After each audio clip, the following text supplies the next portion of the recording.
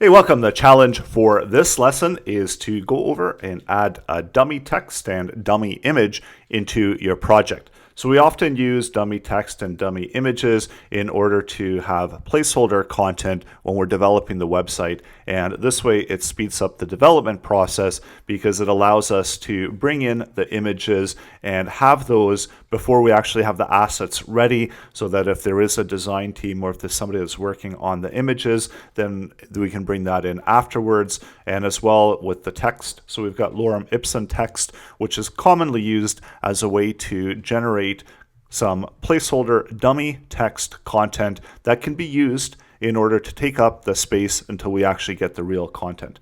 So the objective is to go to Google and search out a place to get dummy images or placeholder images and bring an image into your project, and then as well to go over to a Lorem Ipsum generator and grab some Lorem Ipsum text and place that into the main area of your web page so that you get more of a look and a feel of an actual website.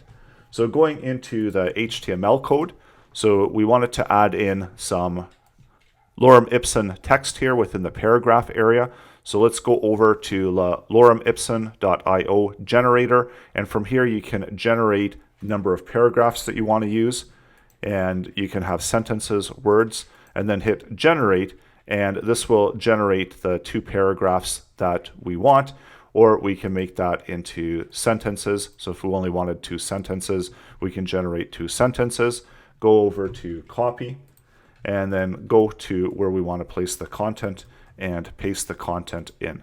So it's not going to include the HTML tagging, and some of the generators do include that. So there's a number of different generators online. So find one. Suggestion is to find one that you like and continue to use that. So there's also a number of different generators for images. The one that I prefer using is dummyimage.com. So that allows you to go over to the website and generate an image. So this is a preview of what the image is going to look like. So if you want to have a smaller image, you can do a smaller image that's 320 by 400, or how about we do 320 by 200. We can select a background color, so it's got a little pop-up picker that will help you generate the background color. You can also generate the font color if you want. There's also different formats of images. So if you need a PNG, GIF, or JPEG, you can do that. And then you've got an option for placeholder text. So you can add in text as needed as well, and it will generate the full path to where this image is located. It's got some instructions here as well of what you can do in the different options. So with the custom text, and if you do need custom characters, there's options for there as well. So once you've generated it, you can just go over to the image, and I usually just do a copy, and that will place it within the clipboard, and I can paste it in. So there's also some options for different ad sizes. So sometimes when you're generating the website and you're creating it, you're planning to have ads in certain spots. So these are a lot of the default standard sizes for images.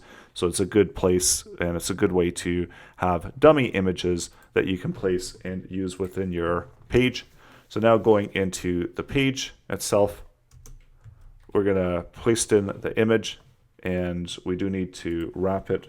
So again, it doesn't do the HTML, so we have to specify the source of the image. And I know it's rather long, so specifying the source and then closing off the source tag, save it, and now when we refresh, there's our image on the page.